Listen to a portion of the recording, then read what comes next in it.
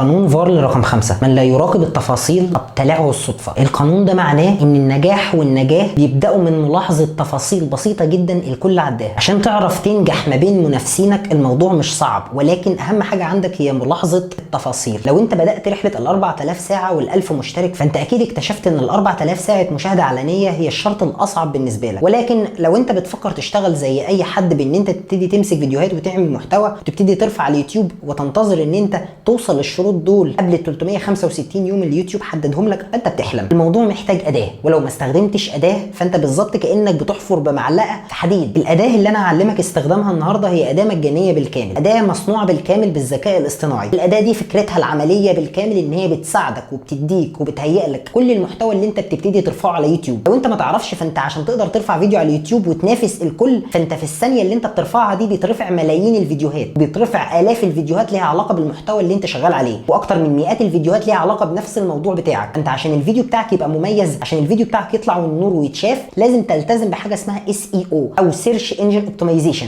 او يوتيوب الجوريزم. عشان تقدر تخلي الفيديو بتاعك يبقى مميز عن الفيديوهات دي، الكلام ده عمره ما هيتم بالصدفه، بالعكس لازم تقدر تتعلم SEO. طب لو انت ما اتعلمتش SEO، في ادوات بيبقى ليها علاقه بالSEO. لو انت ما بتفهمش في الSEO، خلي الذكاء الاصطناعي يكتب لك عناوين، يكتب لك وصفات، يكتب لك كلمات مفتاحيه، يخلي الفيديو بتاعك يركب على الناس دي. لازم تفهم كويس قوي ان مش التميز هو في الموضوع او في الكونتنت قد ما هو في احتلال محركات البحث. لازم تبقى ملك في النقطه دي. لو بقيت ملك في النقطه دي، شرط ال 4000 ساعه هيكون بالنسبه لك كلام فاضي وسهل جدا، بل بالعكس هتلاقي نفسك كل شهر بتجيب 4000 ساعه، كل شهر فعلا، كل شهر بتحقق الشرط من غير ما تحس. كل شهر وانت القناه بتاعتك متحققه، كل شهر وانت منضم لبرنامج شركاء يوتيوب، هتلاقي ان انت كل شهر بتحقق 4000 ساعه زي ما انت ما شايف. هيكون بالنسبه لك حاجه سهله جدا. النهارده انا جاي انقل لك التجربه بالكامل، النهارده انا جاي اعلمك ازاي تقدر تستخدم الذكاء الاصطناعي في تهيئ فيديوهاتك لمحركات البحث واحتلال الدرجات الاولى في الكلمه المفتاحيه اللي انت هتشتغل عليها. ازاي تقدر تتصدر نتائج البحث وتقدر تحصد الاف المشاهدات في المحتوى بتاعك عشان تقدر تحقق شرط ال 4000 ساعه بمنتهى السهوله. يلا بينا نخش في التفاصيل بتاعت الحلقه، يلا بينا. بسم الله الرحمن الرحيم، والصلاه والسلام على طه الامين. ازيكم يا شباب؟ يا رب تكونوا كلكم بخير وبصحه وبعافيه. في البدايه هنستخدم الاداه الشهيره اللي هي بنسميها فيديك او VIDIQ، زي ما انت ما بتسميها سميها. المهم يعني الاداه دي فكره عملها ان هي بتساعدك بطريقه كبيره جدا جدا على تصدر محركات البحث، وبتبقى معظم زياراتك عن طريق اقتراحات يوتيوب، وبالتالي بتقدر تحقق الشروط بتاعه ال 4000 ساعه. الاداه دي هنشرحها زي ما اتشرحتش قبل كده، يعني كأنك أول مرة هتسمع الكلام ده. حتى لو عندك بعض المعرفة عن الأداة دي، اتفرج على الفيديو ده عشان إن شاء الله هتطلع مستفاد منه. لو أنت أول مرة تسمع عن الأداة دي، فهي أداة مجانية تماما، ما تقلقش مفيش حاجة هتدفعها النهاردة. الأداة دي مجانية بالكامل عشان تقدر تحملها على التليفون بتاعك أو على الكمبيوتر بتاعك. هتروح تكتب كلمة فيديك AI Extension، تمام؟ بعد ما تكتب الكلام ده هتروح على جوجل كروم، لازم يبقى عندك المتصفح بتاع جوجل كروم. هتلاقي الاداه بالشكل اللي انت شايفه ده، يعني انت لما تكتب الكلام ده هتلاقي الموقع عادي جدا بتاع الاداه ماشي، واللي هو بيبقى اسمه فيديك. ولكن الاداه احنا عايزين نحملها كاكستنشن او كاضافه جانبيه للمتصفح بتاعنا. فانت لما تكتب الكلام ده فيديك AI Extension، هتبتدي تخش على الاداه دي اللي عليها كلمه جوجل كروم او كروم ويب دور، وبعد كده هتفتح لك بالشكل ده. وبعد كده هتبتدي تضغط على كلمة إضافة إلى المتصفح، هتضغط على المكان ده، وبعد كده هتبتدي تضيف الأداة. أول ما تبتدي تضيف الأداة لأول مرة هيطلب منك الإيميل والباسورد بتوع جوجل بتاعك. الأداة آمنة تماما، مفيش فيها أي مشاكل، فيها أكتر من 3 مليون بني آدم بيستخدموها، فهي آمنة تماما. بس مش لازم تحط الإيميل الأساسي بتاع جوجل بتاعك اللي هو بتاع القناة بتاعتك على يوتيوب، ممكن تستخدم أي إيميل. المهم عشان ما نطولش، هنبتدي نختار حاجة معينة نشتغل عليها. احنا النهارده جايين نتعلم ازاي نقدر نجيب سكور 50 من 50 في الاداه دي ان شاء الله. طيب في البدايه هنروح على القناه بتاعتنا، وليكن مثلا هنبتدي نضغط على كلمه انشاء، تحميل فيديوهات، وبعد كده اختيار الملفات، وبعد كده نبتدي نختار اي فيديو، وليكن مثلا الفيديو ده.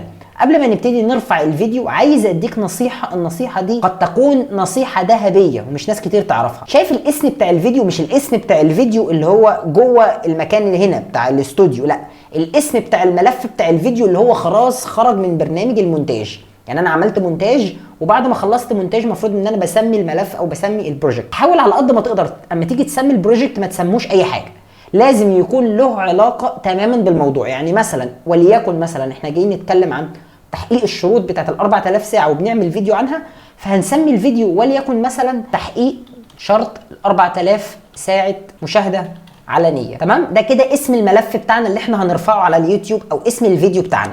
هنضغط عليه دبل كليك بالمنظر ده عشان يبتدي الفيديو يترفع بالشكل ده. في خلال ثواني هنلاحظ ان الأداة بتاعتنا ابتدت تشتغل تحت العنوان، تشتغل تحت الصورة المصغرة، تشتغل كمان كأداة تحسين للكلمات المفتاحية زي ما هنشوفها هنا. تمام؟ هنلاقيها موجودة هنا بالشكل اللي احنا شايفينه ده. كويس. وبعد كده في الفول ريبورت او في الريبورت الكامل هنلاحظ ان عندي سكور وهو 0 من 50. المفروض ان انا كل ما بقرب من السكور ده كل ما بحصد عدد كويس من المشاهدات عن طريق اقتراحات اليوتيوب، وهي اكتر حاجة بتخلي الفيديو بتاعك ينجح. طيب القاعدة الاولى هي اختيار كلمة مفتاحية خاصة بالفيديو. يعني وليكن مثلا كلمة تحقيق شرط ال 4000 ساعة مشاهدة علنية، احنا مش عارفين اذا كانت دي كلمة مفتاحية قوية ولا لا. عشان اعرف بروح اخد الكلمة بالشكل ده او العنوان اللي انا ابتديت استخدمه بالشكل ده كوبي، واروح على يوتيوب وابتدي ابحث بالكلمة المفتاحية بتاعتي. الاحظ ان في فيديوهات كتير جدا لاساتذة اكتر مننا علما بينشروا وبيستخدموا الكلمه المفتاحيه اللي احنا كتبناها دي. تمام؟ زي مثلا احتساب ال 4000 ساعه، عجزت عن تحقيق شرط ال 4000 ساعه. يعني كلمه تحقيق شرط ال 4000 ساعه او شرط ال 4000 ساعه هي كلمه مفتاحيه قويه. وهنلاحظ ان على جنب بيبقى فيه ريت او ريت بحث للكلمه المفتاحيه. خلي بالك كلمه تحقيق شرط ال 4000 ساعه غير كلمه شرط ال 4000 ساعه. يعني انا لو شلت كلمه تحقيق وشلت كلمة مشاهدة علنية وخليت الكلمة المفتاحية اللي أنا بستخدمها اللي هي شرط ال 4000 ساعة دي أصبحت كلمة مفتاحية مختلفة. بيبقى ليها زي ما أنت شايف كده أصبح السكور بتاعها اختلف. يعني أصبح السكور بتاعها 59، مدى البحث عليها ميديوم، وأصبحت في قنوات تانية بتستخدمها بفيديوهات تانية. أنت متخيل؟ يعني دي أصبحت كلمة مفتاحية مختلفة. فهنستخدم مثلا كلمة شرط ال 4000 ساعة، دي كلمة أقوى. ماشي؟ طيب ازاي بقى اقدر استخدمها؟ انا عندي الكلمه دي اصبحت كلمه مفتاحيه رئيسيه. هروح لشات جي بي تي وهقول له اكتب لي عنوان قوي به كلمه مفتاحيه، وبعدين انا استخدمت كلمه مفتاحيه ايه اللي هي شرط ال 4000 ساعه. فابتدي اخد الكلمه دي شرط ال 4000 ساعه وابتدي اضغط على انتر عشان يبتدي شات جي بي تي يكتب لي عناوين، ابتدي اختار منهم عنوان يكون فيه قوه كبيره جدا في الكلمه المفتاحيه. زي مثلا ازاي تحقق شرط ال 4000 ساعه في اسرع وقت وبالذكاء الاصطناعي وبذكاء اصطناعي واحد بس. حققت شرط ال 4000 ساعه بسهوله، السر اللي محدش هيقول لك عليه. وليكن مثلا العنوان ده، هاخد العنوان بالشكل ده كوبي واروح على المكان ده ابتدي امسحه واحطه هنا زي ما انت ما شايف السبيس اللي بالاخضر ده او ال 82 دي. مجرد ما المكان ده لقيته بقى اخضر بالشكل ده كده تعرف ان انت كاتب عنوان قوي. طيب لو انا مسحت حاجه مثلا، بص كده، بص مجرد ما بوظت العنوان لاحظت ان الاداه بتاعه فيد اي كيو الاداه قالت لي ان انت كاتب عنوان زي الزفت. فافضل شيء تعملها انك تكتب عنوان كويس. مجرد ما اغير العنوان ده وابتدي ارجع العنوان الاصلي بتاعي هلاحظ ان الاداه بتقول لي ان الريت او التقييم بتاع العنوان بتاعك قوي اهو. ده اول شيء. بس انا لو طلعت هنا للسكور بتاعي برضه هلاحظ ان هو 0 من 50. فانا ماشي غلط كده. لا انت مش ماشي غلط، انت ماشي صح. اصبر وهتفهم، هوريك ازاي دلوقتي هترفع السكور ده. طيب دلوقتي انا عندي تاني حاجه وهو الوصف بتاع الفيديو. وده من الاشياء اللي اصبح يوتيوب 2025 و26 يهتم بيها بشده. يوتيوب الجوريزم مهتم بيها. فعشان اكتب وصف لازم ابتدي استخدم نفس الكلمه المفتاحيه بكثره. الكلمه المفتاحيه اللي احنا قررنا نشتغل عليها هو شرط ال 4000 ساعه، دي الكلمه اللي احنا نشتغل عليها.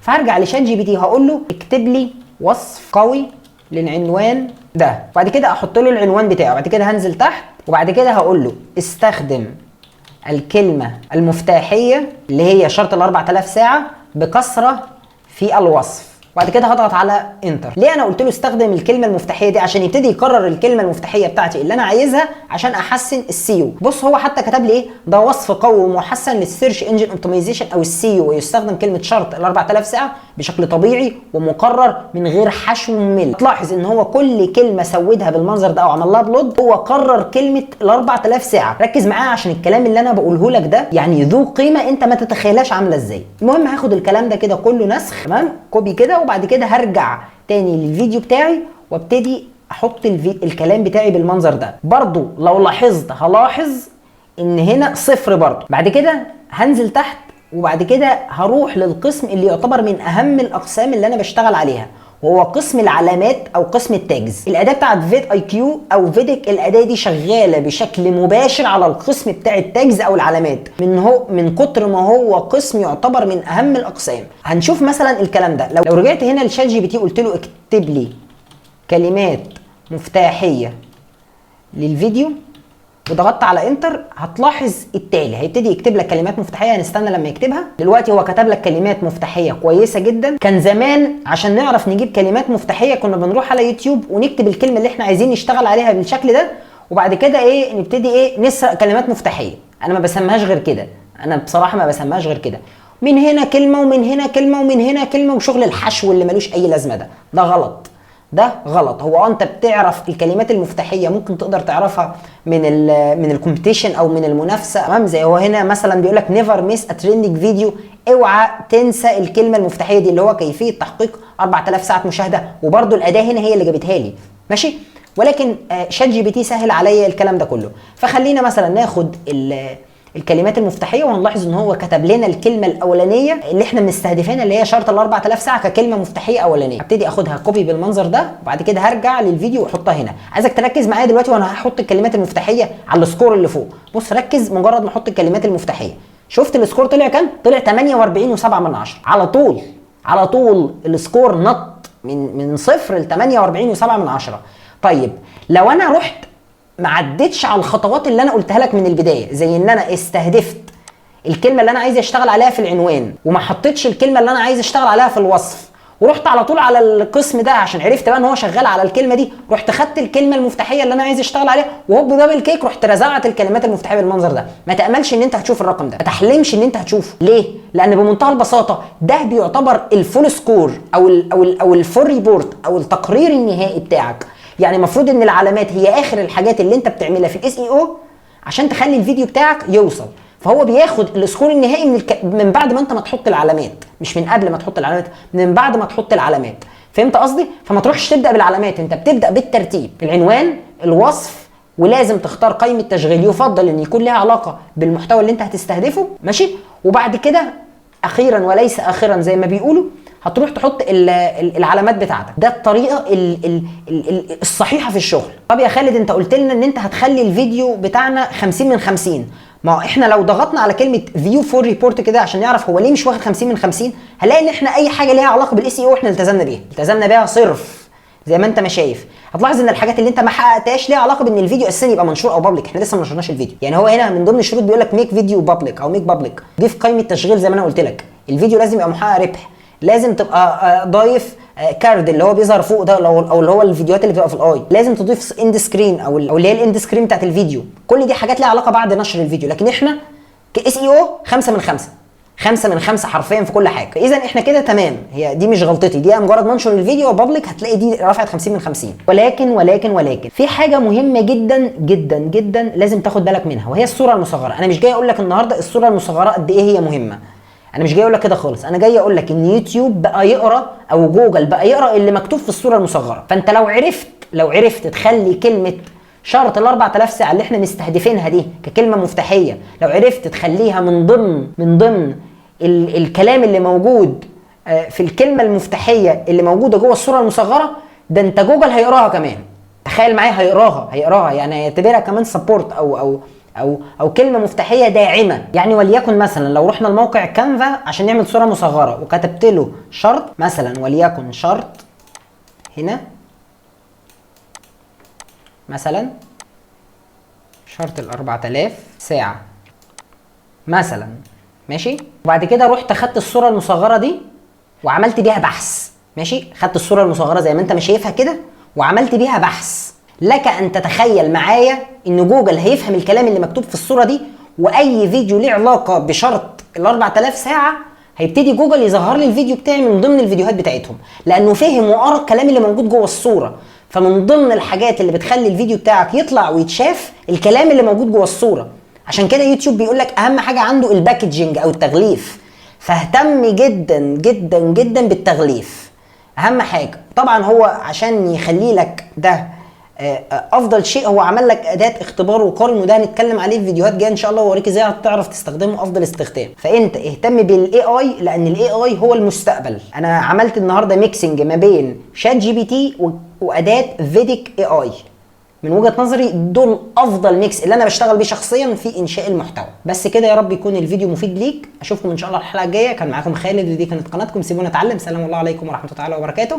لو عايزيننا نكمل نوعيه الفيديوهات دي اطلبوها مننا في التعليقات، وان شاء الله نكملها ونستمر السلسله كامله في شهر 11.